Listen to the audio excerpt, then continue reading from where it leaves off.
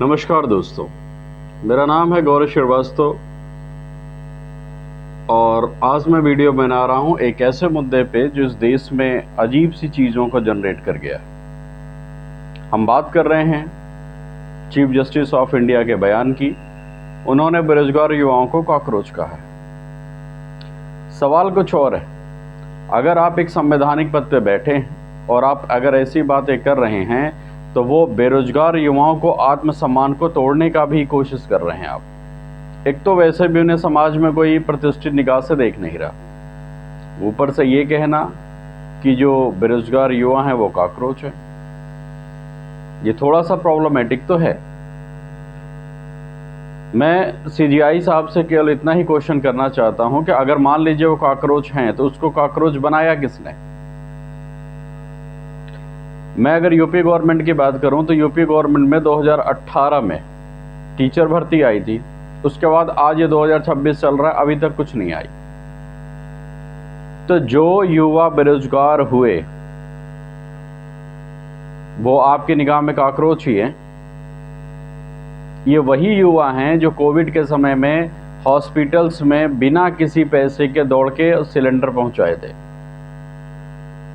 जिन्हें हम आज कॉकरोच की भांति संबोधित कर रहे हैं। इन्होंने आरटीआई डाल के बड़े बड़े घोटाले उजागर किए थे, लेकिन आज ये कॉकरोच है। अभी हाल फिलहाल के दिनों में नीट का एग्जामिनेशन में अभी पेपर लीक हो गया।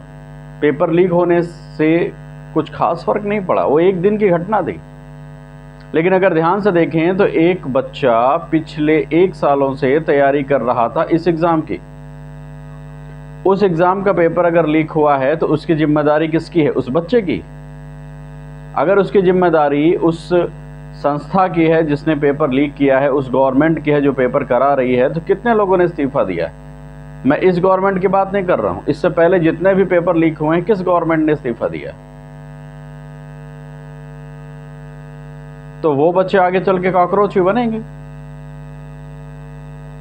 एक ताज्जुब की चीज मैं आपको दिखाना चाहता हूं, कॉकरोच तो हैं ये, लेकिन टैक्स पूरा देते हैं। अगर बिस्कुट का पैकेट खरीदते हैं तो टैक्स दे देते हैं, पेट्रोल भरवाते हैं टैक्स दे देते हैं, इसके अलावा दवा खरीदने जाते हैं टैक्स दे देते हैं, कहीं ट्रांसपोर्ट में बसों में इस्तेमाल किया तो टैक्स दे देते हैं।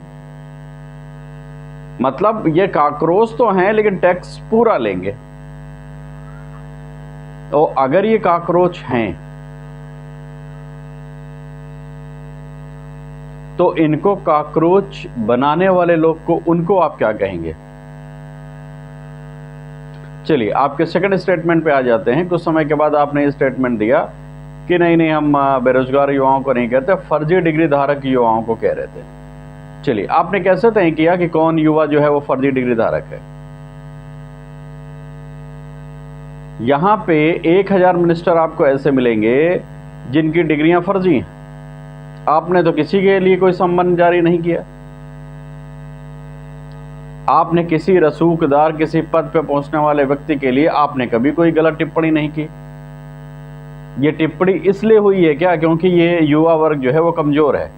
कहते हैं कि विश्व में 65% पॉपुलेशन की आबादी वाला युवा हम ही है, लेकिन हम बेरोजगार हैं, और बेरोजगार हम अपने मन से हैं। ऐसा समाज को लग रहा है कि जो युवा है वो बेरोजगार अपने मन से है। गवर्नमेंट तो सर्विसेज ला ला के थक गई है, ये लोग ले ही नहीं रहे, कह रहे हैं भाई साहब मन नहीं है, क्योंकि हम तो कॉकरोच ठीक है। अगर देश का युवा कॉकरोच है तो इन संस्थानों को पूरी तरीके से नष्ट करके दीमक की भांति काम करने वाले राजनेता, उसके लिए भी कभी आप मूड में आके टिप्पणी कर दीजिए, मजा आएगी। अंत में मैं बस इतना ही कहना चाहूंगा कि इस देश का बेरोजगार युवा इस देश पे बोझ नहीं है, बल्कि वो इस देश की उम्मीद है। अगर उसे पद दिया गया, मौके दिए गए, तो वो करके दिखाएगा जिसकी उससे कभी किसी ने कल्पना नहीं की थी। तो उम्मीद करता हूं कि समाज में भी इन्हें कॉकरोच शब्दों से तो नहीं संबोधन किया जाए, और देश अब पार्टी भक्त से निकल के और राष्ट्रभक्त की तरफ बढ़ना शुरू करे, तभी बदलाव आएगा। क्योंकि आज हम युवा हैं, कल आपके घरों के बच्चे भी युवा होंगे। तो तो आज हम काकरोच हैं तो कल वो भी होंगे। धन्यवाद। बाकी वीडियोस के लिए जुड़े